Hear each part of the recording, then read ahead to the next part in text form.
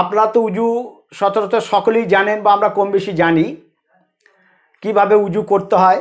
প্রথম হাত দুটো আমরা ধুই, তারপর 3 বার গড়গড়া করি, তারপর নাকের নরম মাংস পর্যন্ত 3 বার আমরা পানি দিই, তারপর মুখমণ্ডলটা 3 বার ধৌত করি, তারপর ডান হাত 3 বার, বাঁ হাত 3 বার করে ধৌত করি, তারপর নতুন একটু পানি নেব, সেই পানিটা 2 হাতে নিয়ে ঝেড়ে ফেলে দিয়ে এইভাবে দেখুন আপনারা কপাল থেকে আরম্ভ করব, একদম পিছনে চলে যাবে, আবার ওখান থেকে আঙুল উঠবে না, মাথার উপর দিয়ে এসে একদম কপালে এসে ছেড়ে দেবো।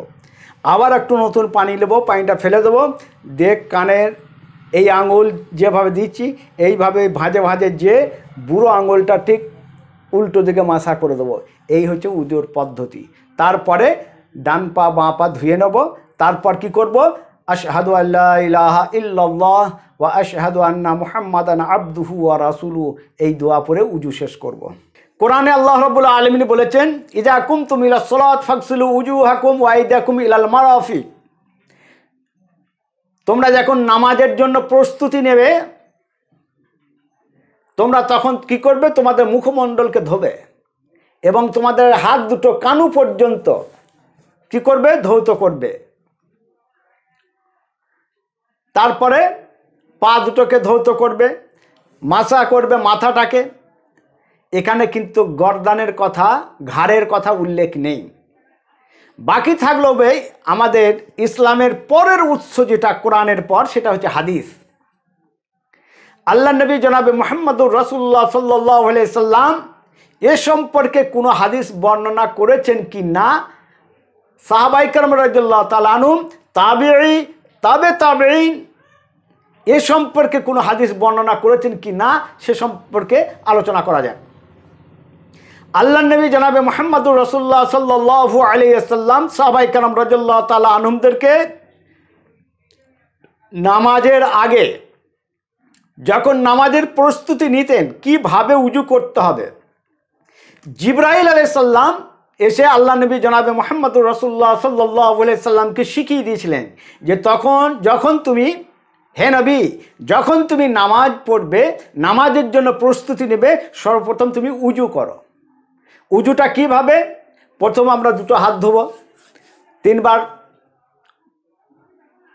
কুল্লি বা গড়গড়া করব, 3 বার নাকে পানি দেবো, মুখমণ্ডল ধৌত করব, হাত দুটোকে কানু পর্যন্ত 3 বার ধোবো, তারপরে মাথা মাসা করব, কান মাসা করব, তারপরে কি করব? পা দুটো ধোবো। উজু যখন হয়ে যাবে, আশহাদু আল্লা ইলাহা ইল্লাল্লাহু ওয়াহদাহু লা শারীকা লাহু ওয়া আশহাদু আন্না মুহাম্মাদান আবদুহু ওয়া রাসূলুহু পড়ে আমরা চলে যাব। এটা হচ্ছে উজুর বর্ণনা। এইভাবে উজু করতে হবে। আল্লাহ নবী জনাবে মুহাম্মদুর রাসূলুল্লাহ সাল্লাল্লাহু আলাইহি সাল্লামকে জিবরাইল আলাইহিস সালাম শিক্ষা দিয়েছেন, আর আমাদের নবী সাল্লাল্লাহু আলাইহি সাল্লাম সাহাবায়ে কেরাম রাদিয়াল্লাহু তাআলা আনহুমদেরকে প্র্যাকটিক্যালে উজু কিভাবে করতে হবে শিখিয়ে দিয়েছেন। গার্দান মাসা করা কি করে এলো? মাসুর রাকাবা শব্দ এসছে, এটা হাদিস নয়, জয়ীফ জাল দুর্বল হাদিস যে গার্দান মাসা করা। ওলামায়ে আহনাফদের কিছু কিছু আলেম ওলামাদের বক্তব্য এটা আকাবিরিনদের সুন্নাহ। মানে তাহলে বোঝা যাচ্ছে নবীর একটা সুন্নাত, আবার হানফি সম্প্রদায়ের বড় বড় আলেমদের একটা সুন্নাত সমাজে কি আছে? প্রচলন আছে। আমি ওই সমস্ত আলেম ওলামাকে জিজ্ঞাসা করতে চাই যে আপনারা কি হাদিস গবেষণা করেছেন কি করেননি? আল্লাহ নবী জনাবে মুহাম্মদুর রাসূলুল্লাহ সাল্লাল্লাহু আলাইহি সাল্লাম সাহাবায়ে কেরাম রাদিয়াল্লাহু তাআলা আনহুমদেরকে উজু কিভাবে করতে হবে শিখিয়ে দিচ্ছেন। সাহাবাদেরকে দেখে দেখে তাবেঈরা শিখছে, তাবেঈদের দেখে দেখে তাবেঈন শিখছে। এই যদি পদ্ধতি হয় হাদিস এবং কোরআনে, তাহলে আপনারা কোথায় পেলেন যে গর্দান মাসা করতে হবে, ঘাড় মাসা করতে হবে? ঘাড় মাসা করলে একটু ঠান্ডা লাগবে, গর্দানটা ভালো থাকবে। মনে রাখবেন শরীয়ত এমন একটা জিনিস, সারে মানে হচ্ছে বাউন্ডারি, বাউন্ডারির বাইরে আমি এক পা যেতে পারবেন না। সুন্নাহ হচ্ছে কি? আল্লাহ নবী জনাবে মুহাম্মদুর রাসূলুল্লাহ সাল্লাল্লাহু আলাইহি সাল্লাম যেভাবে উজু করেছেন, যেভাবে উজু করা আমাদেরকে শিখিয়েছেন, সেইভাবেই আপনাকে উজু করতে হবে। শরীয়তের মধ্যে বাড়তি কমতি, বাড়ানো কমানো এটা আপনাদের বা আমার আপনার কারোর এখতিয়ার নাই। যেহেতু নবী আকরাম সাল্লাল্লাহু আলাইহি সাল্লামকে ওহির মাধ্যমে জিবরাইল আলাইহিস সালাম যেভাবে উজু শিখিয়ে দিয়েছেন সেইভাবে আল্লাহ নবী জনাবে মুহাম্মদুর রাসূলুল্লাহ সাল্লাল্লাহু আলাইহি সাল্লাম উজু করেছেন। আর সেইভাবেই আল্লাহ নবী জনাবে মুহাম্মদুর রাসূলুল্লাহ সাল্লাল্লাহু আলাইহি সাল্লাম সাহাবাদেরকে শিখিয়ে দিয়েছেন। এবং এই উজু কিয়ামত পর্যন্ত এইভাবেই চলবে, তার মধ্যে কোনো বাড়াকমা থাকবে না, তার মধ্যে কোনো কমতি বাড়তি থাকবে না। আমরা এমন একটা উম্মাত যে আল্লাহ নবী জনাবে মুহাম্মদুর রাসূলুল্লাহ সাল্লাল্লাহু আলাইহি সাল্লাম যে শরীয়ত আমাদের সম্মুখে রেখে দিয়ে গেছেন সেই শরীয়তের বাইরে আমরা এক পা চলব না।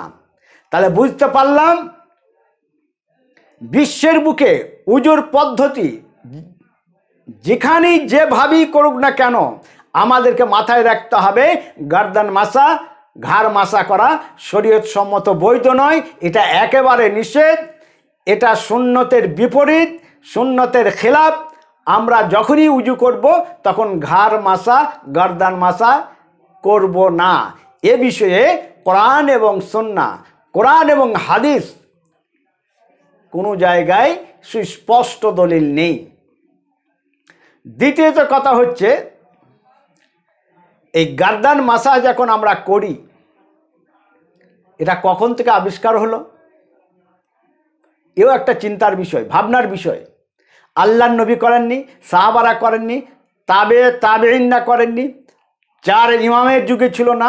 ইমাম বুখারী কোনো চ্যাপ্টার বাঁধেননি, ইমাম মুসলিম কোনো চ্যাপ্টার বাঁধেননি, ইমাম বাইহাকি কোনো চ্যাপ্টার বাঁধেননি, ইমাম দারমি কোনো চ্যাপ্টার বাঁধেননি। এলো কি করে? এটা একটা ভাইটাল প্রশ্ন। আমাদের এই হানাফি জামাতটা ম্যাক্সিমামটা নির্ভর করে পীরপন্থীর উপরে, পীর মুরিদির উপরে। কারণ আমরা ছানবিন করতে যাই না, আমরা পীর সাহেব কী বলেছে, অমুক কী বলেছে, বড়রা কি বলেছে, তার বড় কি বলেছে, এর উপরে ডিপেন্ডেন্ট, এরপরে আমরা নির্ভর করে থাকি। যার কারণে এই এত জাল জয়ীব দুর্বল হাদিস আজ আমাদের মধ্যে প্রতিষ্ঠিত হয়েছে। ইমাম শাফির মধ্যে এটা নেই, ইমাম মালিকের মধ্যে নেই, ইমাম হাম্বলির মধ্যে নেই, এবং বিশ্বের অন্যান্য যে সমস্ত দেশ আছে সেখানে এই ঘাড় মাসা, গর্দান মাসার করার কোনো রকম কোনো রেওয়াজ সেখানে নেই। এটা একমাত্র বেশিরভাগ রয়েছে বাংলাদেশ, পাকিস্তান এবং ভারতবর্ষে। কারণ এখানে পীর মুরিদের রেওয়াজটা বেশি, জাল জয়ীব দুর্বল হাদিসের রেওয়াজটা বেশি। আমরা গবেষণা করতে চাই না কো, আমার উস্তাদ যেটা বলেছে, তার উস্তাদ যেটা বলেছে, তার উস্তাদ যেটা বলেছে, তা নাহলে এরকম প্রশ্ন আসে কি? মৌলানা জাকারিয়া রহমতুল্লাহ আলাই ইনি কি হাদিস জানতেন না? এত বড় একটা মুহাদ্দিস, যত বড়ই মুহাদ্দিস হোক না কেন সাহাবাদের ধারে কাছে যেতে পারবে না, তাবিদের ধারে কাছে যেতে পারবে না, তাবিনদের ধারে কাছে যেতে পারবে না, ইমাম বুখারী রহমতুল্লাহ আলাইহির ধারে কাছে যেতে পারবেন না, ইমাম মুসলিম রহমতুল্লাহ আলাইহির ধারে কাছে যেতে পারবেন না। তা তেনারা যদি হাদিস না বোঝে, তেনারা যদি হাদিস বর্ণনা না করে, তাহলে মৌলানা জাকারিয়া রহমতুল্লাহ আলাইহি হাদিস লিখলেন কি করে? আমার যেটা ধারণা এটা ওনার লেখা নয়, ওনার ছাত্ররা বিভিন্ন জায়গা থেকে হাদিস সব জড়ো করে বইটাকে ছেপে দেওয়া হয়েছে। ইয়ে হাদিস আদ্য মৌলানা জাকারিয়া রহমতুল্লাহ আলাইহির ছাবা বা সংকলন নয়। যাই হোক, মানুষের মধ্যে ভুল ভ্রান্তি হতেই পারে। আমি আপনাদের কাছে একটা করজোরে অনুরোধ রাখব, আমরা যতদিন বাঁচব ততদিন আমরা কি করব? কোরআন এবং সহিহ হাদিসের উপরে আমল করব। এবং আজ থেকে আমরা আমাদের মধ্যে যে ভুল রীতিনীতি আছে গার্দান মাসা করা সম্পর্কে, ঘাড় মাসা করা সম্পর্কে, আমরা এটাকে ছেড়ে দেব এবং সহিহ হাদিসের উপর আমল করব। আল্লাহ রাব্বুল আলামিন আমাদের সকলকেই সহিহ হাদিসের উপর আমল করার তৌফিক দান করুন। আমিন। ওয়া আখিরু দাওয়ানা আনিল হামদুলিল্লাহি রাব্বিল আলামিন।